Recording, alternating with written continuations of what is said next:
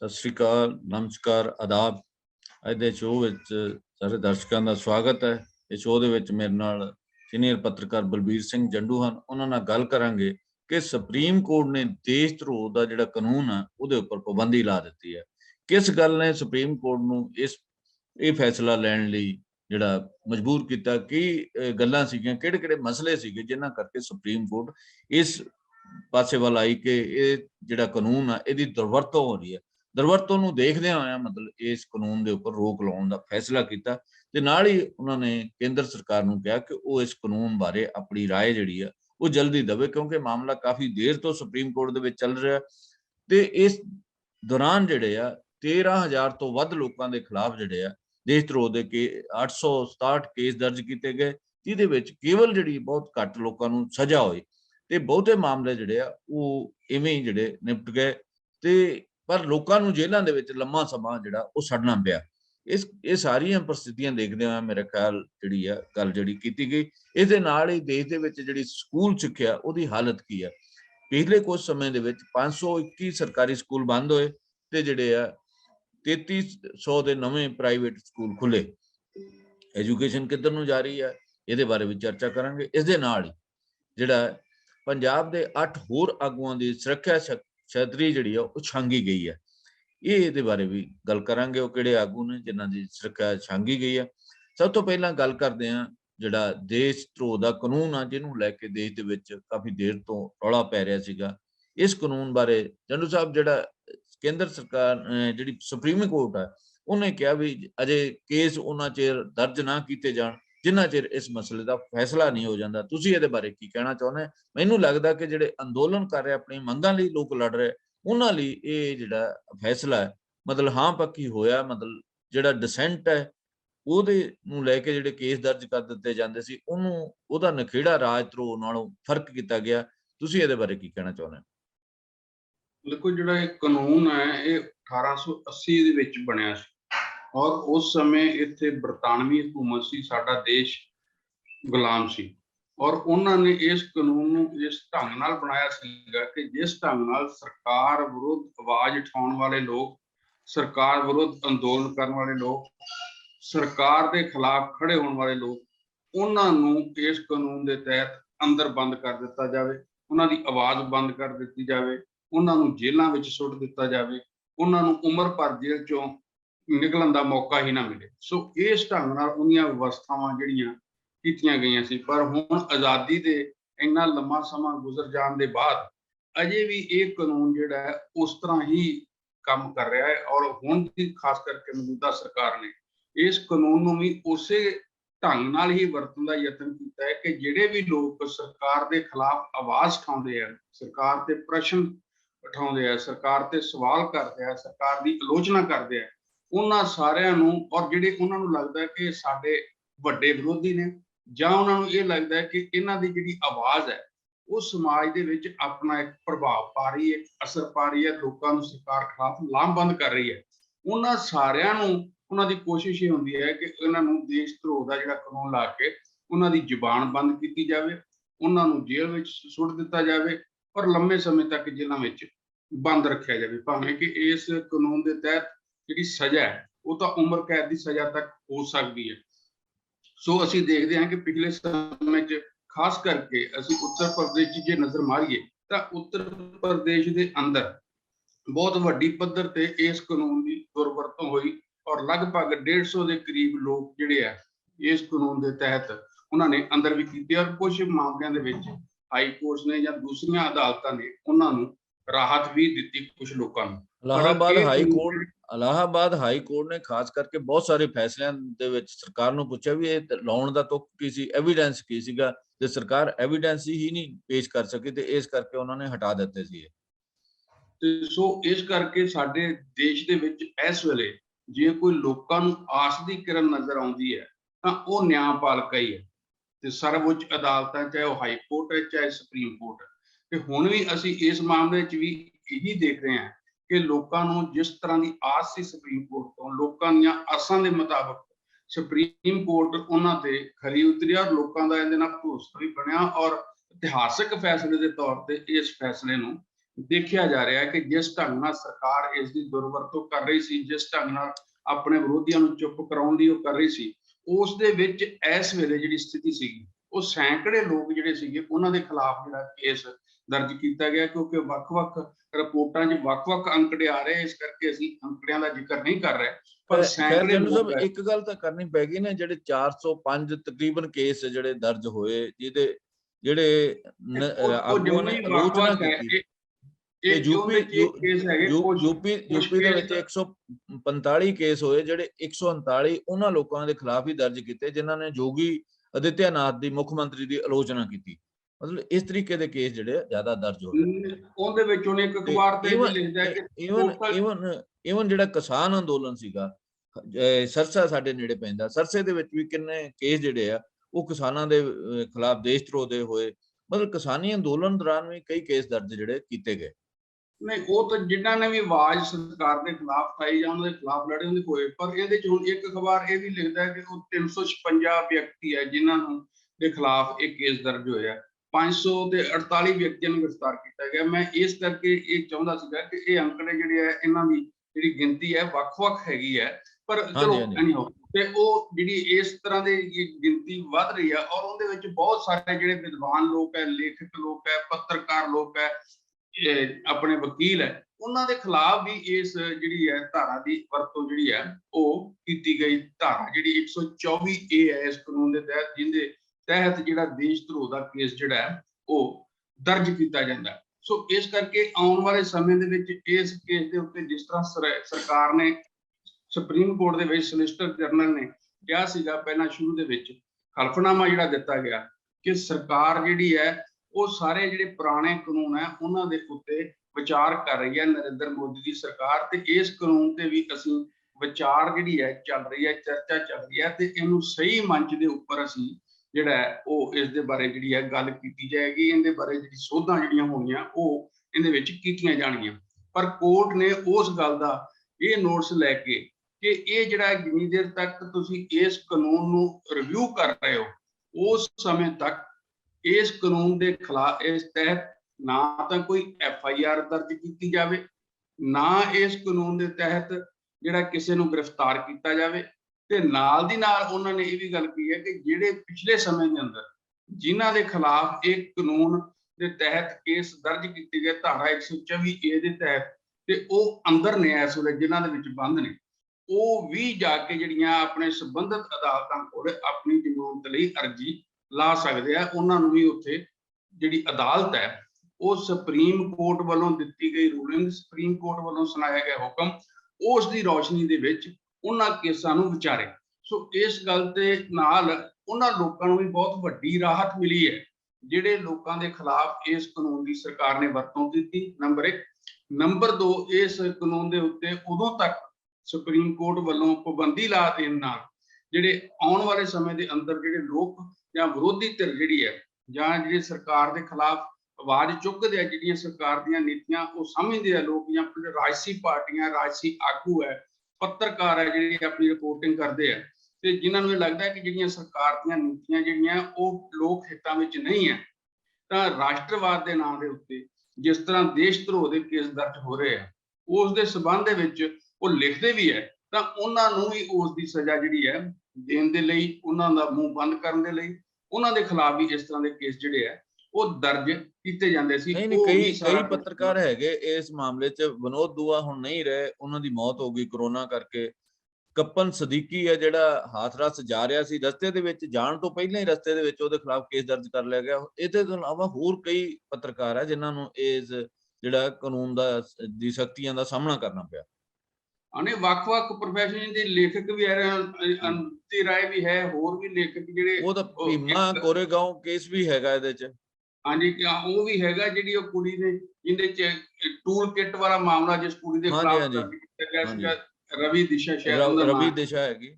ਹਾਂ, ਤਾਂ ਸੋ ਇਸ ਕਰਕੇ ਇਸ ਤਰ੍ਹਾਂ ਦੇ ਬਹੁਤ ਸਾਰੇ ਵੱਖ-ਵੱਖ ਸਮਾਜ ਦੇ ਜਿਹੜੇ ਵਰਗ ਤੇ ਉਹ ਲੋਕ ਜਿਹੜੇ ਸਮਾਜ ਦੇ ਅੰਦਰ ਆਪਣੀ ਆਵਾਜ਼ ਬੁਲੰਦ ਕਰਦੇ ਆ, ਜੋ ਵੀ ਸਰਕਾਰ ਦੀਆਂ ਗਲਤ ਨੀਤੀਆਂ ਜਾਂ ਗਲਤ ਉਹਨਾਂ ਦੇ ਫੈਸਲੇ ਆ, ਉਹਨਾਂ ਨੂੰ ਜਿਸ ਢੰਗ ਨਾਲ ਚੁੱਪ ਕਰਾਉਣ ਦਾ ਯਤਨ ਹੋ ਰਿਹਾ ਸੀ, ਉਸ ਦੇ ਉਹਨਾਂ ਲੋਕਾਂ ਨੂੰ ਬੜੀ ਵੱਡੀ ਇਸ ਨਾਲ ਰਾਹਤ ਮਿਲੀ ਹੈ। ਕਾਂਗਰਸ ਦੇ ਜਿਹੜੇ ਆਗੂ ਹੈ ਉਹਨਾਂ ਦਾ ਇਸ ਦੀ ਬੜੀ ਪ੍ਰਸ਼ੰਸਾ ਕੀਤੀ ਹੈ ਔਰ ਇਸ ਦਾ ਸਵਾਗਤ ਵੀ ਕੀਤਾ ਹੈ ਪਰ ਕਿ ਇਹਦੇ ਜੰਮੂ ਨਾਲ ਸਾਹਿਬ ਜਿਹੜਾ ਹੁਣ ਕਾਂਗਰਸ ਆਗੂ ਇਹਦੀ ਇਹ ਪ੍ਰਸ਼ੰਸਾ ਕਰ ਰਿਹਾ, ਪਰ ਕਾਂਗਰਸ ਸਰਕਾਰ ਦੇ ਰਾਜ ਭਾਗ ਚ ਕਿੰਨੇ ਸਾਲਾਂ ਤੱਕ ਇਹ ਕਾਨੂੰਨ ਰਿਹਾ। ਲੋੜ ਤਾਂ ਉਹਨਾਂ ਨੂੰ ਵੀ ਇਹ ਕਾਨੂੰਨ ਜਿਹੜਾ ਸਾਡੇ ਦੇ ਅੰਗਰੇਜ਼ੀ ਰਾਜ ਦੀ ਜਿਹੜੀ ਗੁਲਾਮੀ ਦੀ ਉਹਦੀ ਮਾਨਸਿਕਤਾ ਦਾ ਪ੍ਰਗਟਾਵਾ ਕਰਦਾ, ਉਹਨਾਂ ਨੂੰ ਵੀ ਚਾਹੀਦਾ ਸੀ ਖਤਮ ਕਰ ਦਿੰਦੇ। ਚਾਹੀਦਾ ਤਾਂ ਇਹ ਸੀਗਾ, ਪਰ ਉਹ ਜਿਹੜੀਆਂ ਹੁਣ ਪਿਛਲੇ ਸਮੇਂ 'ਚ ਜੋ ਕੁਝ ਵੀ ਹੋਇਆ ਉਹਦੇ 'ਚ ਇਕੱਲਾ ਇੱਕ ਪਾਰਟੀ ਦਾ ਦੋਸ਼ੀ ਨਹੀਂ। ਅਸੀਂ ਜਿਹੜੀ ਭਾਰਤੀ ਜਨਤਾ ਪਾਰਟੀ ਆ ਉਹਨੂੰ ਇਹ ਸਾਲ ਦੇ ਤਾਂ ਕਰ ਰਹੇ, ਪਰ ਲੰਮਾ ਸਮਾਂ ਤਾਂ ਜਿਹੜੀ ਹੈ ਕਾਂਗਰਸ ਦੀ ਹਕੂਮਤ ਹੀ ਰਹੀ ਹੈ ਨਾ ਕੇਂਦਰ ਦੇ ਵਿੱਚ। ਹਾਂਜੀ, ਇੱਕ ਗੱਲ ਕਰਕੇ ਨਹੀਂ, ਬਹੁਤ ਸਾਰੇ ਹੋਰ ਮਾਮਲਿਆਂ 'ਚ ਵੀ ਕਾਂਗਰਸ ਉਨੀ ਹੀ ਭਾਗੀਦਾਰ ਹੈ ਜਿੰਨੀ ਹੋਣ ਵਾਲੀਆਂ ਪਾਰਟੀਆਂ ਜਾਂ ਜਿਹੜੀ ਕਿਸੇ ਦੂਸਰੀ ਪਾਰਟੀ ਦੀ ਕੇਂਦਰ 'ਚ ਸਰਕਾਰ ਰਹੀ ਹੈ। ਸੋ ਇਸ ਕਰਕੇ ਕਾਂਗਰਸ ਵੀ ਇਹਦੇ ਤੋਂ ਬਰੀ ਨਹੀਂ ਆ, ਪਰ ਮੌਜੂਦਾ ਪਰਿਸਥਿਤੀਆਂ ਦੇ ਵਿੱਚ ਜੋ ਕੁਝ ਹੋ ਰਿਹਾ ਉਹਨਾਂ ਨੇ ਉਸ ਕੰਟੈਕਸਟ ਦੇ ਵਿੱਚ ਉਸ ਕਾਨੂੰਨ ਨੂੰ ਰਾਹੁਲ ਗਾਂਧੀ ਨੇ ਵੀ ਕਿਹਾ ਕਿ ਇਹਦੇ ਨਾਲ ਸੱਚ ਤਾਂ ਘੱਟੋ ਘੱਟ ਸਾਹਮਣੇ ਜਿਹੜਾ ਆਇਆ ਹੈ, ਲੋਕ ਜਿਹੜੇ ਸੱਚ ਬੋਲਣ ਵਾਲੇ ਆ ਉਹ ਅੱਗੇ ਹੋਰ ਆਉਣਗੇ ਤਾਂ ਉਹਦੇ ਨਾਲ ਸਰਕਾਰ ਜਿਹੜੀ ਹੈ ਉਹ ਉਸ ਦੇ ਬਾਅਦ ਸਰਕਾਰ ਵੱਲੋਂ ਅਜੇ ਤੱਕ ਇਸ ਤਰ੍ਹਾਂ ਦਾ ਕੋਈ ਪ੍ਰਤੀਕਰਮ ਜਾਂ ਭਾਰਤੀ ਜਨਤਾ ਪਾਰਟੀ ਦੇ ਆਗੂਆਂ ਵੱਲੋਂ ਉਸ ਤਰ੍ਹਾਂ ਦਾ ਪ੍ਰਤੀਕਰਮ ਨਹੀਂ ਆਇਆ। ਜੇ ਆਇਆ ਵੀ ਹੈ ਤੇ ਉਹ ਬੜਾ ਨੱਪਿਆ ਤੁਲਿਆ ਜਾਏ ਕਿ ਜੋ ਕੋਰਟ ਨੇ ਕਿਹਾ ਸੀ ਉਹਦੇ ਮੁਤਾਬਕ ਹੀ ਅੱਗੇ ਵਧਾਂਗੇ। ਸੋ ਇਸ ਤਰ੍ਹਾਂ ਦੀ ਜਿਹੜੀ ਸਥਿਤੀ ਹੈਗੀ ਹੈ ਉਹਦੇ ਵਿੱਚ ਸਭ ਤੋਂ ਵੱਡੀ ਰਾਹਤ ਵਾਲੀ ਜੰਮੂ ਦੀ ਗੱਲ ਇਹ ਹੈ ਕਿ ਜਿਹੜਾ ਲੋਕਾਂ ਨੂੰ ਇਹ ਲੱਗਦਾ ਸੀਗਾ ਕਿ ਕੋਈ ਵੀ ਸੰਵਿਧਾਨਕ ਸੰਸਥਾ ਜਿਹੜੀ ਕੋਈ ਗੱਲ ਨਹੀਂ ਕਰ ਰਹੀ, ਕੋਈ ਬੋਲ ਨਹੀਂ ਰਹੀ, ਔਰ ਜਿਸ ਢੰਗ ਨਾਲ ਪਿਛਲੇ ਸਮੇਂ ਦੇ ਅੰਦਰ ਸੰਵਿਧਾਨਕ ਸੰਸਥਾਵਾਂ ਨੂੰ ਚੁੱਪ ਕਰਾਉਣ ਦਾ ਯਤਨ ਵੀ ਹੁੰਦਾ ਰਿਹਾ ਤਾਂ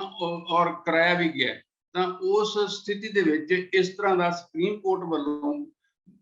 ਜਿਹੜਾ ਦਲੇਰਾਨਾ ਕਦਮ ਚੁੱਕਿਆ ਜਾਣਾ ਜਾਂ ਇਤਿਹਾਸਕ ਫੈਸਲਾ ਇਸ ਤਰ੍ਹਾਂ ਸੁਣਾਉਣਾ, ਇੱਕ ਦਲੇਰਾਨਾ ਹੁਕਮ ਦੇਣਾ, ਇਹ ਆਪਣੇ ਆਪ 'ਚ ਲੋਕਾਂ ਲਈ ਬਹੁਤ ਵੱਡੀ ਰਾਹਤ ਹੈਗੀ ਹੈ ਕਿ ਕੋਈ ਅਦਾਰਾ, ਕੋਈ ਸੰਸਥਾ ਐਸੀ ਹੈਗੀ ਹੈ ਜਿਹੜੀ ਅਜੇ ਵੀ ਦੇਸ਼ ਦੇ ਅੰਦਰ ਜਮਹੂਰੀਅਤ ਲਈ, ਦੇਸ਼ ਦੇ ਅੰਦਰ ਲੋਕਾਂ ਦੀ ਜਿਹੜੀ ਆਵਾਜ਼ ਹੈ ਉਸ ਨੂੰ ਜਿਹੜੀ ਹੈ ਆਪਣੀ ਉਹਨੂੰ ਸੁਰ ਦੇ ਰਹੀ ਹੈ। ਔਰ ਬਕਾਇਦਾ ਜਿਹੜਾ ਅਸੀਂ ਦੇਖਦੇ ਹਾਂ ਕਿ ਉਹਨਾਂ ਨੇ ਕਿਹਾ ਕਿ ਇਸ ਦੇ ਵਿੱਚ ਨਾਗਰਿਕ ਆਜ਼ਾਦੀ ਦਾ ਵੀ ਸਵਾਲ ਹੈ, ਨਾਗਰਿਕਾਂ ਦੇ ਬਾਕੀ ਜਿਹੜੇ ਹੱਕਾਂ ਦਾ ਵੀ ਸਵਾਲ ਹੈ, ਤੇ ਉਹਦੇ ਵਿੱਚ ਇਹ ਵੀ ਉਹਨਾਂ ਨੇ ਗੱਲ ਕੀ ਹੈਗੀ ਹੈ ਕਿ ਬਕਾਇਦਾ ਜਿਹੜਾ ਰਾਜ ਦੇ ਹੱਕ ਹੈਗੇ ਆ, ਜਿਸ ਤਰ੍ਹਾਂ ਸਟੇਟ ਦੀ ਗੱਲ ਅਸੀਂ ਕਰਦੇ ਹਾਂ, ਨਾਗਰਿਕਾਂ ਦੇ ਹੱਕਾਂ ਦੀ ਗੱਲ ਕਰਦੇ ਹਾਂ, ਨਾਗਰਿਕਾਂ ਦੀ ਆਜ਼ਾਦੀ ਦੀ ਗੱਲ ਕਰਦੇ ਹਾਂ, ਕਿ ਉਹਦੇ ਵਿੱਚ ਵੀ ਲੋੜ ਇਸ ਗੱਲ ਦੀ ਹੈਗੀ ਹੈ ਕਿ ਇੱਕ ਸੰਤੁਲਨ ਜਿਹੜਾ ਹੈ ਉਹ ਬਣਨਾ ਚਾਹੀਦਾ ਹੈਗਾ। ਔਰ ਨਾਲ ਦੀ ਨਾਲ ਉਹਨੇ ਵੀ ਕਿਹਾ ਕਿ ਇਹਦੇ 'ਚ ਰਾਜਾਂ ਨੂੰ ਵੀ ਜਿਹੜਾ ਸ਼ਮੂਲੀਅਤ ਹੋਣੀ ਚਾਹੀਦੀ ਹੈ, ਜਿਹੜਾ ਵਿਚਾਰ ਵਟਾਂਦਰਾ ਹੋ ਰਿਹਾ, ਰਿਵਿਊ ਹੋ ਰਿਹਾ, ਕਿਉਂਕਿ ਜਿਹੜੀ ਸੋਲਿਸਿਟਰ ਜਨਰਲ ਨੇ ਇੱਕ ਜਿਹੜੀ ਉਹਦੇ ਵਿੱਚ ਬਕਾਇਦਾ ਹਵਾਲਾ ਦਿੱਤਾ ਹੈ ਕਿ ਸੰਵਿਧਾਨ ਦੇ ਅਨੁਸਾਰ ਜਿਹੜਾ ਇਹ ਜਿਹੜਾ ਹੈਗਾ ਮਾਮਲਾ ਉਹ ਬਕਾਇਦਾ ਜਿਹੜਾ ਸਾਂਵਰਤੀ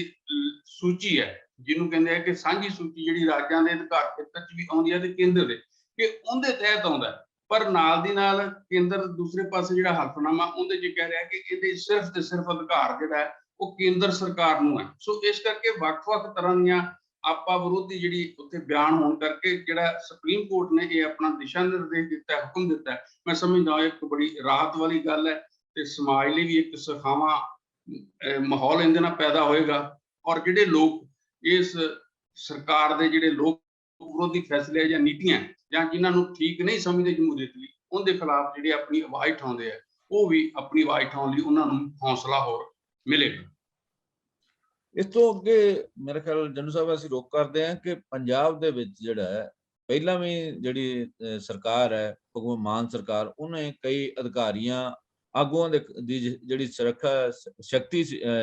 ਛਤਰੀ ਸੀਗੀ ਉਹ ਛਾਂਗ ਦਿੱਤੀ ਸੀ। ਹੁਣ ਫੇਰ ਕੱਲ ਇੱਕ ਹੋਰ ਫੈਸਲਾ ਲਿਆ ਗਿਆ ਜਿਹਦੇ ਵਿੱਚ 8 ਹੋਰ ਆਗੂਆਂ ਦੀ ਸੁਰੱਖਿਆ ਸ਼ਸਤਰੀ ਹੈ ਜਿਹੜੀ ਉਹਨੂੰ ਘਟਾ ਦਿੱਤਾ ਗਿਆ, ਕਾਫੀ ਘਟਾਇਆ ਗਿਆ। ਉਹਨਾਂ ਦੇ ਵਿੱਚ ਹਰਸਿਮਰਤ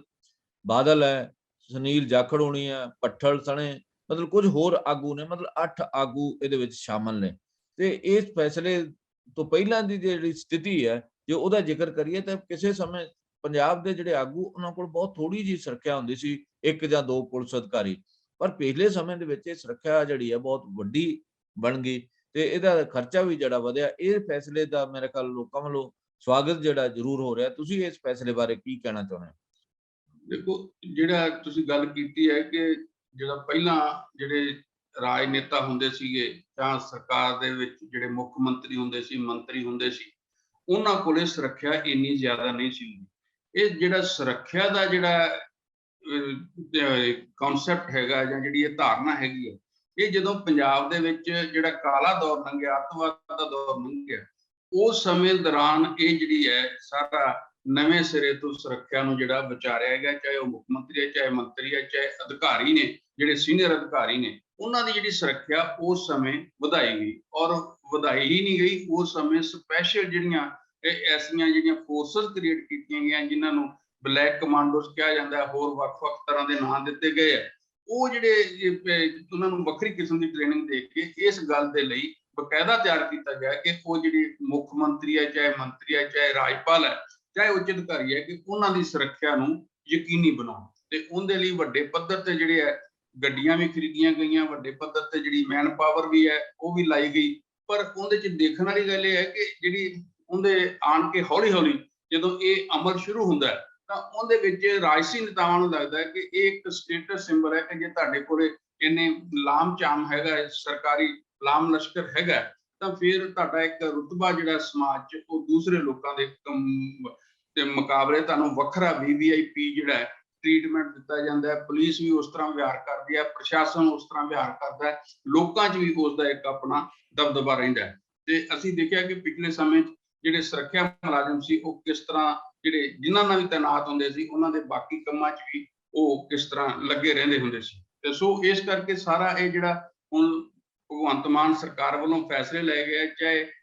ਜਿਹੜੇ ਵਿਧਾਇਕਾਂ ਦੀ, ਮੰਤਰੀਆਂ ਦੀ ਜਿਹੜੀ ਪੈਨਸ਼ਨ ਦਾ ਮਾਮਲਾ ਸੀ, ਉਹਦੇ 'ਚ ਜਿਸ ਤਰ੍ਹਾਂ ਉਹ ਪੈਨਸ਼ਨ ਨੂੰ ਇੱਕ ਪੈਨਸ਼ਨ ਕੀਤਾ ਗਿਆ, ਇਸ ਤੋਂ ਵੀ ਜਿਹੜੇ ਪੰਜਾਬ ਦੇ ਜਿਹੜੇ ਲੋਕ ਹੈ ਥੱਲੇ ਆ, ਉਹ ਇਸ ਨੂੰ ਚੰਗਾ ਸਮਝਦੇ ਆ ਕਿ ਇਹ ਇੱਕ ਠੀਕ ਦਿਸ਼ਾ ਵਿੱਚ ਚੁੱਕਿਆ ਗਿਆ ਕਦਮ ਹੈ। ਭਾਵੇਂ ਉਹਦੇ ਤੇ 19-20 ਕਰੋੜ ਰੁਪਏ ਦਾ ਜਿਹੜਾ ਖਰਚਾ ਹੁੰਦਾ ਸੀਗਾ, ਪਰ ਦੂਸਰੇ ਪਾਸੇ ਜਿਹੜੀ ਸੁਰੱਖਿਆ ਦੀ ਤੁਸੀਂ ਗੱਲ ਕੀਤੀ ਹੈ, ਸੁਰੱਖਿਆ ਦਾ ਜ਼ਿਆਦਾ ਮਾਮਲਾ ਜਿਹੜਾ ਹੈ ਉਹ ਸਟੇਟਸ ਸਿੰਬਲ ਨਾਲ ਜੁੜੇ ਹੋਣ ਕਰਕੇ ਹਰੇਕ ਹੀ ਆਗੂ ਜਿਹੜਾ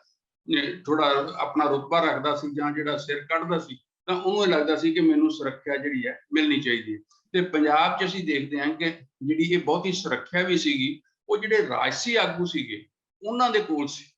ਤੇ ਬਹੁਤ ਜਿਹੜੇ ਦੂਸਰੇ ਆਗੂ ਜਿਹੜੇ ਹੈਗੇ ਆ, ਸਮਾਜਿਕ ਆਗੂ ਸੀ, ਧਾਰਮਿਕ ਆਗੂ ਸੀ, ਬੇਸ਼ੱਕ ਉਹਨਾਂ ਕੋਲੇ ਵੀ ਸੀ, ਪਰ ਉਹ ਬਹੁਤ ਘੱਟ ਸੀ। ਤੇ ਜਿਹੜੀ ਜ਼ਿਆਦਾ ਵੱਡੀ ਗਿਣਤੀ ਸੀਗੀ ਉਹ ਜਾਂ ਤਾਂ MLA ਜਾਂ ਮੰਤਰੀ ਜਾਂ ਰਾਜਸੀ ਪਾਰਟੀਆਂ ਦੇ ਆਗੂ, ਤੇ ਖਾਸ ਕਰਕੇ ਉਹ ਵੀ ਜਿਹੜੀ ਕਾਂਗਰਸ, BJP ਔਰ ਸ਼੍ਰੋਮਣੀ ਅਕਾਲੀ ਦਲ। ਤੇ ਹੁਣ ਵੀ ਜਿਹੜੀ ਸੁਰੱਖਿਆ ਹੈਗਾ ਵੀ ਹਿੰਦੂ ਸੁਰੱਖਿਆ ਸਮਿਤੀ, ਸ਼ਿਵ ਸੈਨਾ, ਇਹੋ ਜਿਹੇ ਆਗੂਆਂ ਨੂੰ ਕਈਆਂ ਨੂੰ ਮਤਲਬ ਸੁਰੱਖਿਆ ਬਹੁਤ ਘੱਟ ਹੈ। ਜੰਮੂ ਜੀ ਉਹਨਾਂ ਦੀ ਗਿਣਤੀ ਬਹੁਤ ਘੱਟ ਹੈਗੀ ਹੈ, ਜਿਹੜੀ ਜ਼ਿਆਦਾ ਗਿਣਤੀ ਤਾਂ ਰਾਜਸੀ ਆਗੂ ਹੀ ਹੈ। ਜਿਹੜੀ ਗੱਲ ਤੁਸੀਂ ਕਹਿ ਰਹੇ, ਮੈਂ ਇਸੇ ਕਰਕੇ ਪੜਾਂਗਾ ਕਿ ਧਾਰਮਿਕ ਆਗੂ, ਸਮਾਜਿਕ ਆਗੂ ਦਿੱਤੀ ਹੈ, ਪਰ ਉਹਨਾਂ ਦੀ ਗਿਣਤੀ ਘੱਟ ਹੈ। ਔਰ ਉਹਨਾਂ 'ਚ ਵੀ ਜ਼ਿਆਦਾ ਖਾਸ ਕਰਕੇ ਜਿਵੇਂ ਤੁਸੀਂ ਹਿੰਦੂ ਸ਼ਿਵ ਸੈਨਾ ਦੀ ਗੱਲ ਕੀਤੀ ਹੈ, ਜਾਂ ਹਿੰਦੂ ਸੁਰੱਖਿਆ ਸਮਿਤੀ ਹੁੰਦੀ ਸੀ ਕਿਸੇ ਸਮੇਂ, ਉਹਦੀ ਗੱਲ ਕੀਤੀ ਹੈ, ਜਾਂ ਜਿਸ ਤਰ੍ਹਾਂ ਅਸੀਂ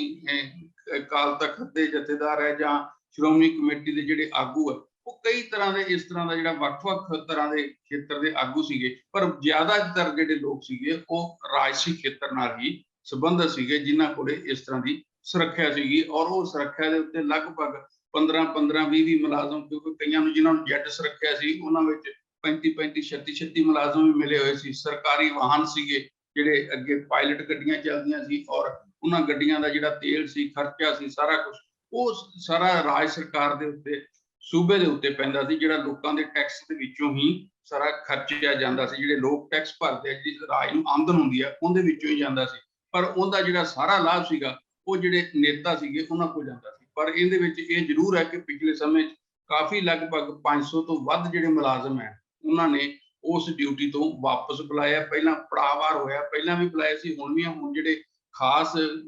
ਮਹੱਤਵਪੂਰਨ ਜਿਹੜੇ ਬੜੇ ਉੱਘੇ ਆਗੂ ਸੀਗੇ ਉਹਨਾਂ ਦੀ, ਜਿਵੇਂ ਤੁਸੀਂ ਬੀਬੀ ਰਜਿੰਦਰ ਕੌਰ ਭੱਠਲ ਦਾ ਨਾਂ ਲਿਆ, ਸਾਬਕਾ ਮੁੱਖ ਮੰਤਰੀ ਨੇ। ਹਰਸਿਮਰਤ ਕੌਰ ਬਾਦਲ ਜਿਵੇਂ ਕੇਂਦਰ 'ਚ ਮੰਤਰੀ ਰਹੇ ਨੇ। ਸੁਨੀਲ ਜਾਖੜ ਜਿਹੜੇ ਹੈ ਉਹ MP ਵੀ ਰਹੇ ਆ ਔਰ ਪੰਜਾਬ ਕਾਂਗਰਸ ਦੇ ਪ੍ਰਧਾਨ ਰਹੇ ਆ। ਔਰ ਵੈਸੇ ਵੀ ਉਹਨਾਂ ਦਾ ਪਰਿਵਾਰ ਜਿਹੜਾ ਓਮ ਪ੍ਰਕਾਸ਼ ਸੋਨੀ ਵੀ ਸ਼ਾਮਲ ਹੈ, ਕਾਂਗਰਸ ਵਿਧਾਇਕ, ਸਾਬਕਾ ਵਿਧਾਇਕ ਪਰਮਿੰਦਰ ਪਿੰਕੀ ਸਮੇਤ ਕੋਈ ਹੋਰ ਆਗੂ ਕੇਵਲ ਢਿੱਲੋਂ ਵੀ ਸ਼ਾਮਲ ਆ। ਹਾਂਜੀ। ਹਾਂ, ਸੋ ਇਸ ਕਰਕੇ ਇਹ ਜਿਹੜੇ ਸਾਰੇ ਆਗੂ ਸੀਗੇ, ਇਹਨਾਂ ਕੋਲ ਜਿਸ ਕਿਸਮ ਦੀ ਸੁਰੱਖਿਆ ਸੀਗੀ ਉਹਨੂੰ ਘਟਾ ਕੇ ਹੁਣ 20 ਸੁਰੱਖਿਆ ਦੇ ਨਾਂ ਦੇ ਉੱਤੇ ਉਹਨਾਂ ਕੋਲੇ ਕੁਝ ਮੁਲਾਜ਼ਮ ਜਿਹੜੇ ਆ ਛੱਡੇ ਗਏ। ਪਰ ਇੱਕ ਜ਼ਰੂਰ ਇਹਦੇ 'ਚ ਵਧੀਆ ਜਿਹੜਾ ਭਗਵੰਤ ਮਾਨ ਦੀ ਸਰਕਾਰ ਨੇ ਫੈਸਲਾ ਕੀਤਾ ਹੈ ਕਿ ਉਹਨਾਂ ਦੀ ਸੁਰੱਖਿਆ ਬਰਕਰਾਰ ਰਹੇਗੀ, ਜਿਨ੍ਹਾਂ ਨੂੰ ਸੁਰੱਖਿਆ ਜਿਹੜੀ ਹੈ ਹਾਈ ਕੋਰਟ ਦੀ ਹਦਾਇਤ ਤੇ ਜਾਂ ਕਿਸੇ ਅਦਾਲਤ ਦੀ ਦਿਸ਼ਾ ਨਿਰਦੇਸ਼ ਤੇ ਦਿੱਤੀ ਗਈ ਹੈ, ਤੇ ਜਿਹੜੇ ਵਾਕਿਆ ਹੀ ਉਸ ਖਤਰੇ ਦੇ ਥੱਲੇ ਹੈਗੇ ਆ। ਔਰ ਪਰ ਇਹ ਜ਼ਰੂਰ ਹੈ ਕਿ ਜਿਸ ਤਰ੍ਹਾਂ ਦੀ ਹੁਣ ਪੰਜਾਬ ਦੇ ਵਿੱਚ ਜਾਂ ਆਸੇ-ਪਾਸੇ ਜਿਹੜੀਆਂ ਸਰਗਰਮੀਆਂ ਹੈਗੀਆਂ ਇਹ ਦਹਿਸ਼ਤਗਰਦਾਂ ਦੀਆਂ ਜਾਂ ਗੈਂਗਸਟਰਾਂ ਦੀਆਂ ਚੱਲ ਰਹੀਆਂ, ਉਹਦੇ ਵਿੱਚ ਇਹ ਆਗੂ ਆਪਣੇ ਆਪ ਨੂੰ ਕਿਸ ਤਰ੍ਹਾਂ ਮਹਿਸੂਸ ਕਰਨਗੇ? ਆਇਆ ਇਹ ਦੁਬਾਰਾ ਇਸ ਤਰ੍ਹਾਂ ਦੀ ਫਿਰ ਸੁਰੱਖਿਆ ਦੇਣ ਦੀ ਕੋਈ ਵਿਵਸਥਾ ਹੋਏਗੀ ਜਾਂ ਕੀ ਹੋਏਗਾ? ਇਹ ਤਾਂ ਅੱਗੇ ਦੇਖਣ ਵਾਲੀ ਗੱਲ ਹੈ। ਪਰ ਇਸ ਬਾਰੇ ਜਿਹੜਾ ਇਸ ਵੇਲੇ ਜਿਹੜਾ ਫੈਸਲਾ ਲਿਆ ਸਰਕਾਰ ਨੇ, ਉਸ ਨੂੰ ਲੋਕ ਠੀਕ ਕਦਮ ਹੀ ਕਹਿ ਰਹੇ। ਸੋ ਜਨਰਲ ਸਾਹਿਬ, ਇਸ ਤੋਂ ਅਗਲਾ ਦੇਖਦੇ ਹਾਂ ਕਿ ਦੇਸ਼ ਭਰ ਦੀ ਸਿੱਖਿਆ ਦੀ ਕੀ ਹਾਲਤ ਹੈ। ਦੇਸ਼ ਦੀ ਸਿੱਖਿਆ ਹਾਲਤ ਜਿਹੜੀ ਆ ਉਹਦੇ ਵਿੱਚ ਇੱਕ ਜਿਹੜੀ ਨਵੀਂ ਸਿੱਖਿਆ ਨੀਤੀ ਆਈ, ਉਹਦੇ ਵਿੱਚ ਵੀ ਜਿਹੜਾ ਨਿੱਜੀ ਸਿੱਖਿਆ ਵੱਲ ਨੂੰ ਜ਼ਿਆਦਾ ਧਿਆਨ ਕੇਂਦਰਿਤ ਕੀਤਾ ਗਿਆ, ਤੇ ਪਰ ਜੋ ਹਕੀਕਤ ਹੈ ਹਿੰਦੁਸਤਾਨ ਦੇ ਵਿੱਚ ਆ ਰਹੀ ਹੈ, ਉਹਦੇ ਮੁਤਾਬਕ ਇੱਕ ਸਰਵੇ ਜਿਹੜਾ ਆਇਆ, ਇੱਕ ਰਿਪੋਰਟ ਆਈ ਹੈ, ਜਿਹਨੂੰ ਮਤਲਬ ਕਿਹਾ ਜਾਂਦਾ unified district information system for education. ਉਸ ਰਿਪੋਰਟ ਦੇ ਵਿੱਚ ਕਿਹਾ ਗਿਆ ਕਿ ਦੇਸ਼ ਦੇ 521 ਜਿਹੜੇ ਸਰਕਾਰੀ ਸਕੂਲ ਆ ਉਹ ਬੰਦ ਹੋ ਗਏ, ਤੇ 3304 ਜਿਹੜੇ ਪ੍ਰਾਈਵੇਟ ਸਕੂਲ ਆ, ਨਿੱਜੀ ਸਕੂਲ, ਉਹ ਖੁੱਲ ਗਏ ਇਸ ਅਰਸੇ ਦੌਰਾਨ। ਮਤਲਬ ਇਹਦੇ ਨਾਲ ਤੁਹਾਨੂੰ ਲੱਗਦਾ ਹੈ ਕਿ ਐਜੂਕੇਸ਼ਨ ਜਿਹੜੀ ਹੈ ਸਰਕਾਰੀ ਖੇਤਰ ਦੇ ਵਿੱਚੋਂ ਹੌਲੀ ਹੌਲੀ ਜੇ ਨੈਚੁਰਲ ਰਸਤੇ ਨਾਲ ਹੀ ਜਿਹੜਾ ਵੇ ਦੇ ਵਿੱਚ ਹੀ ਮੇਰੇ ਖਿਆਲ ਘਟਦੀ ਜਾਏਗੀ, ਤੇ ਨਿੱਜੀ ਸਿੱਖਿਆ ਜਿਹੜੀ ਉਹ ਵੱਧਦੀ ਜਾਏਗੀ? ਕੀ ਤੁਸੀਂ ਇਹਦੇ ਬਾਰੇ ਕਹਿਣਾ ਚਾਹੁੰਦੇ? ਇਹਦੇ ਵਿੱਚ ਜਿਵੇਂ ਦੇਖੋ, ਜਦੋਂ ਦਾ ਸਾਡੇ ਦੇਸ਼ ਦੇ ਅੰਦਰ 1991-92 ਤੋਂ ਪ੍ਰਧਾਨ ਮੰਤਰੀ ਨਰਸਿਮਹਾ ਰਾਓ ਦੀ ਅਗਵਾਈ ਦੇ ਵਿੱਚ ਦੇਸ਼ ਦੇ ਵਿੱਚ ਗਲੋਬਲਾਈਜੇਸ਼ਨ, ਪ੍ਰਾਈਵੇਟਾਈਜੇਸ਼ਨ ਤੇ ਲਿਬਰਲਾਈਜੇਸ਼ਨ ਦੀਆਂ ਨੀਤੀਆਂ ਲਾਗੂ ਹੋਈਆਂ, ਉਸ ਸਮੇਂ ਤੋਂ ਲੈ ਕੇ ਲਗਾਤਾਰ ਸਰਕਾਰਾਂ ਦੀ ਕੋਸ਼ਿਸ਼ ਰਹੀ ਹੈ ਕਿ ਜਿਹੜੇ ਕੌਮਾਂਤਰੀ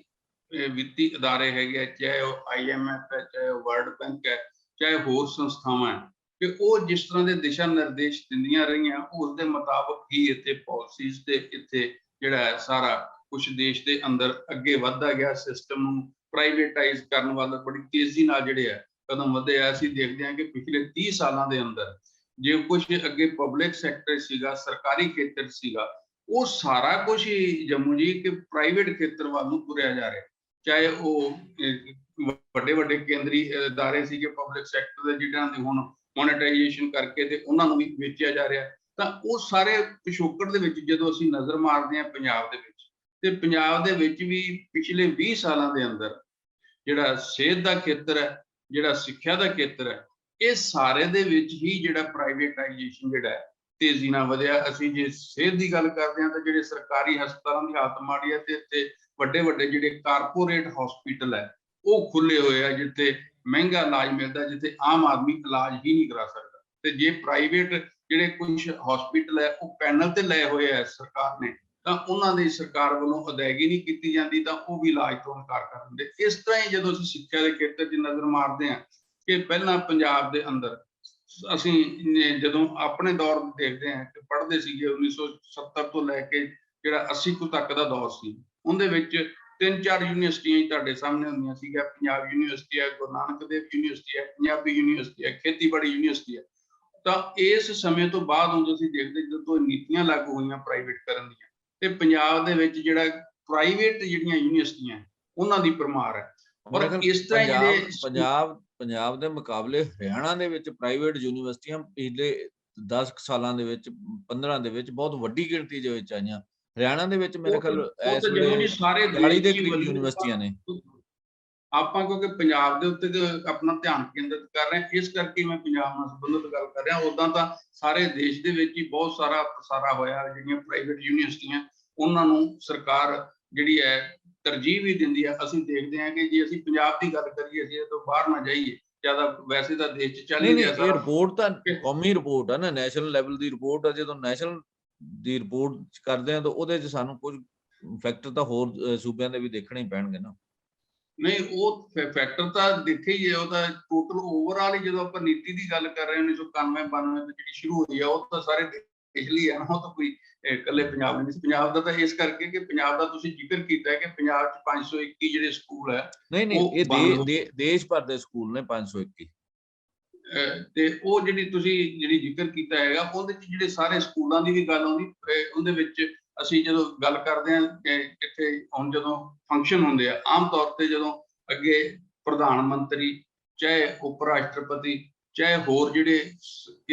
ਐਸੇ ਕੌਮੀ ਪੱਧਰ ਦੇ ਜਿਹੜੇ ਵੱਡੇ ਸਮਾਗਮ ਹੁੰਦੇ ਸੀ, ਉਹ ਆਮ ਤੌਰ ਤੇ ਜਿਹੜੇ ਇੱਥੇ ਪੰਜਾਬ ਦੇ ਵਿੱਚ ਸਰਕਾਰੀ ਯੂਨੀਵਰਸਿਟੀਆਂ ਦੇ ਵਿੱਚ ਜਿਹੜੀਆਂ established ਯੂਨੀਵਰਸਿਟੀਆਂ ਸੀ ਉਹਨਾਂ 'ਚ ਹੁੰਦੇ ਸੀ। ਅਸੀਂ ਦੇਖਦੇ ਹਾਂ ਕਿ ਪਿਛਲੇ ਸਮੇਂ 'ਚ ਇੱਥੇ ਵਿਗਿਆਨੀਆਂ ਦਾ ਸਮਾਗਮ ਸੀ, ਉਹ ਲਵਲੀ ਯੂਨੀਵਰਸਿਟੀ 'ਚ ਹੋਇਆ। ਇਸ ਤਰ੍ਹਾਂ ਹੀ ਹੁਣ ਸਮਾਗਮ ਸੀ ਇੱਥੇ ਚੰਡੀਗੜ੍ਹ ਯੂਨੀਵਰਸਿਟੀ 'ਚ ਹੋਇਆ, ਜਿੱਥੇ ਉਪ ਰਾਸ਼ਟਰਪਤੀ ਆਏ। ਕਿ ਵੱਖ-ਵੱਖ ਜਿਹੜੀ ਸਰਕਾਰਾਂ ਵੀ ਹੈਗੀਆਂ, ਉਹਨਾਂ ਦੀ ਜਿਹੜੀ ਪਹੁੰਚ ਹੈ, ਉਹ ਜਿਹੜੇ ਪ੍ਰਾਈਵੇਟ ਇੰਸਟੀਟਿਊਸ਼ਨ ਹੈ ਉਹਨਾਂ ਨੂੰ ਜ਼ਿਆਦਾ ਉਤਸ਼ਾਹਿਤ ਕਰਨ ਵਾਲਾ। ਪੰਜਾਬ ਦੇ ਵਿੱਚ ਵੀ ਅਸੀਂ ਦੇਖਦੇ ਹਾਂ ਕਿ ਬਹੁਤ ਸਾਰੇ ਜਿਹੜੇ ਸਰਕਾਰੀ ਸਕੂਲ ਹੈ ਉਹਨਾਂ ਦੀ ਹਾਲਤ ਪਤਲੀ ਆ, ਔਰ ਲਗਾਤਾਰ ਜਿਹੜੇ ਪ੍ਰਾਈਵੇਟ ਸਕੂਲ ਹੈ ਉਹਨਾਂ ਦੀ ਗਿਣਤੀ ਜਿਹੜੀ ਵੱਧ ਰਹੀ ਹੈ। ਤੇ ਦੇਸ਼ ਦੇ ਪੱਧਰ ਤੇ ਤਾਂ ਹੈ ਹੀ ਹੈ ਨਾ ਉਹ, ਕਿਉਂਕਿ ਅਸੀਂ ਜੇ ਬਾਕੀ ਸਾਰੇ ਸੂਬਿਆਂ ਦੀ ਜੇ ਗੱਲ ਕਰਦੇ ਹਾਂ ਤਾਂ ਉਹ ਚਾਹੇ ਬਿਹਾਰ ਹੈ, ਚਾਹੇ ਉੱਤਰ ਪ੍ਰਦੇਸ਼ ਹੈ। ਉੱਤਰ ਪ੍ਰਦੇਸ਼ 'ਚ ਵੀ ਬਹੁਤ ਵੱਡੇ ਪੱਧਰ ਤੇ ਪ੍ਰਾਈਵੇਟ ਜਿਹੜੇ ਹੈ ਸਕੂਲ ਹੈ, ਜਿਹੜੇ ਕਾਲਜ ਹੈ ਔਰ ਯੂਨੀਵਰਸਿਟੀਆਂ ਉਹ ਖੁੱਲੀਆਂ ਹੈਗੀਆਂ। ਸੋ ਜਿਸ ਤਰ੍ਹਾਂ ਤੁਸੀਂ ਹਰਿਆਣੇ ਦਾ ਜ਼ਿਕਰ ਕੀਤਾ ਉਹਦੇ 'ਚ ਵੀ ਇਹੀ ਹੈ। ਪਰ ਉਹ ਕੁੱਲ ਮਿਲਾ ਕੇ ਹੈ ਕਿ ਜਦੋਂ ਜੇ ਪ੍ਰਾਈਵੇਟ ਖੇਤਰ ਦੇ ਵਿੱਚ ਇਹ ਸਾਰਾ ਕੁਝ ਜਾਂਦਾ ਹੈ ਤਾਂ ਉਹਦੇ ਨਾਲ ਸਿੱਖਿਆ ਜਿਹੜੀ ਹੈ ਆਮ ਆਦਮੀ ਦੀ ਪਹੁੰਚ ਤੋਂ ਬਾਹਰ ਹੁੰਦੀ ਹੈ। ਜਿਹੜੇ ਸਰਕਾਰੀ ਸਕੂਲਾਂ 'ਚ, ਸਰਕਾਰੀ ਕਾਲਜਾਂ 'ਚ, ਸਰਕਾਰੀ ਯੂਨੀਵਰਸਿਟੀਆਂ ਦੇ ਵਿੱਚ ਜਿਹੜਾ ਸਾਰਾ ਅੱਗੇ ਵਿਦਿਆਰਥੀ ਜਾ ਕੇ ਆਪਣੀ ਮੁਫਤ ਐਜੂਕੇਸ਼ਨ ਦਾ, ਜਿਹੜਾ ਸਰਕਾਰੀ ਸਕੂਲਾਂ 'ਚ ਘੱਟ ਫੀਸਾਂ ਦੇ ਨਾਲ ਪੜ੍ਹਨ ਦਾ, ਜਾਂ ਮੈਡੀਕਲ ਕਾਲਜਾਂ ਦੇ ਵਿੱਚ ਘੱਟ ਫੀਸਾਂ ਦੇ ਉੱਤੇ ਜਿਹੜੇ ਬੱਚੇ ਜਾ ਕੇ ਦਾਖਲ ਹੋ ਜਾਂਦੇ ਮੈਰਿਟ ਤੇ। ਪਰ ਹੁਣ ਜੇ ਪ੍ਰਾਈਵੇਟ ਜਿਹੜੀਆਂ ਯੂਨੀਵਰਸਿਟੀਆਂ ਉਹਨਾਂ 'ਚ ਜਿੰਨੇ ਵੱਡੇ ਖਰਚੇ ਹੈਗੇ ਆ, ਚਾਹੇ ਉਹ ਇੰਜੀਨੀਅਰਿੰਗ ਦੇ ਕੋਰਸਿਸ ਹੈ, ਚਾਹੇ ਉਹ ਦੂਸਰੇ ਕੋਰਸਿਸ ਹੈ, ਉਹ ਆਮ ਆਦਮੀ ਦੀ ਪਹੁੰਚ ਤੋਂ ਬਹੁਤ ਜਿਹੜੇ ਆ ਜੰਡੂ ਸਾਹਿਬ ਬਾਹਰ ਹੁੰਦੇ ਜਾ ਰਹੇ ਆ। ਔਰ ਇਹੀ ਕਾਰਨ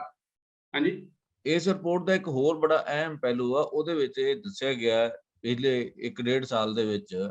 ਮਤਲਬ ਜਿਹੜੀ ਮਹਿਲਾ ਟੀਚਰ ਹੈ ਉਹਨਾਂ ਦੀ ਗਿਣਤੀ ਜਿਹੜੀ ਆ ਇਹ 2.4 ਲੱਖ ਜਿਹੜੀ ਆ ਵਧੀ ਹੈ, ਤੇ ਉਹਦੇ ਨਾਲ ਜਿਹੜੇ ਪੁਰਸ਼ ਹੈ ਉਹਨਾਂ ਦੀ ਸਿਰਫ 30,000 ਵਧੀ ਹੈ। ਟੋਟਲ ਐਜੂਕੇਸ਼ਨ ਦੇ ਵਿੱਚ ਔਰਤਾਂ ਦੀ ਗਿਣਤੀ ਜਿਹੜੀ ਹੈ, ਔਰਤ ਅਧਿਆਪਕਾਂ ਦੀ ਵੱਡੀ ਤੇਜ਼ੀ ਨਾਲ ਵਧ ਰਹੀ ਹੈ। ਮੇਰਾ ਖਿਆਲ ਇਹ ਵੀ ਇੱਕ ਅਹਿਮ ਤੱਥ ਹੈਗਾ ਵੀ ਇੱਕ ਚੰਗੀ ਗੱਲ ਹੈ। ਆਮ ਤੌਰ ਤੇ ਅਸੀਂ ਦੇਖਿਆ ਹੈ ਜਮੂ ਜੀ ਕਿ ਜਿਹੜੇ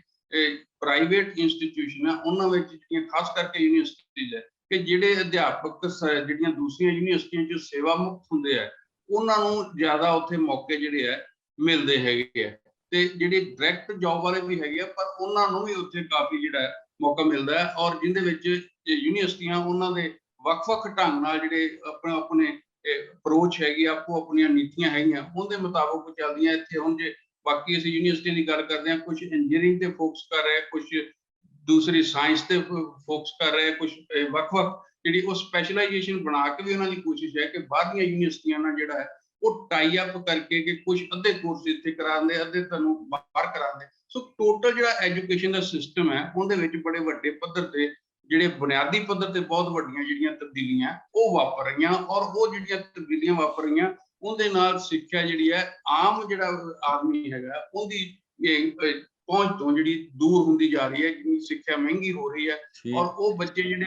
ਸਰਕਾਰੀ ਸਕੂਲਾਂ 'ਚ ਪੜ੍ਹਦੇ ਆ, ਉਹਨਾਂ ਦੇ ਜਿਹੜੇ ਦੂਸਰੇ ਸਕੂਲਾਂ ਜੇ ਕਾਲਜਾਂ 'ਚ ਜਾਂ ਪ੍ਰਾਈਵੇਟ 'ਚ ਪੜ੍ਹਦੇ ਆ, ਉਹਨਾਂ ਦੇ ਵਿੱਚ ਬਹੁਤ ਵੱਡਾ ਪਾੜਾ ਵੀ ਜਿਹੜਾ ਹੈ ਪੈਦਾ ਹੋ ਰਿਹਾ। ਇੱਕ ਮਾਨਸਿਕਤਾ ਵੀ ਉਸ ਤਰ੍ਹਾਂ ਦੀ ਜਿਹੜੀ ਹੈ ਉਹ ਬਣ ਰਹੀ ਹੈਗੀ ਆ ਸਮਾਜ ਦੇ ਵਿੱਚ। ਸੋ ਇਸ ਗੱਲ ਨੂੰ ਜੀ ਸੋ ਜੰਡੂ ਸਾਹਿਬ ਇੱਥੇ ਸਾਡੇ ਜਿਹੜਾ ਸ਼ੋਅ ਦਾ ਸਮਾਂ ਜਿਹੜਾ ਨਾ ਸਮਾਪਤ ਹੁੰਦਾ। ਐਜੂਕੇਸ਼ਨ ਬਹੁਤ ਲੰਮਾ ਚੌੜਾ ਫੀਲਡ ਹੈ, ਇਹਦੇ ਬਾਰੇ ਬਹੁਤ ਡਿਟੇਲ ਦੇ ਵਿੱਚ ਗੱਲ ਕੀਤੀ ਜਾ ਸਕਦੀ ਹੈ, ਪਰ ਇੱਥੇ ਅਸੀਂ ਆਪਣੇ ਦਰਸ਼ਕਾਂ ਕੋਲੋਂ ਲੈਣੇ ਆਗਿਆ। ਧੰਨਵਾਦ।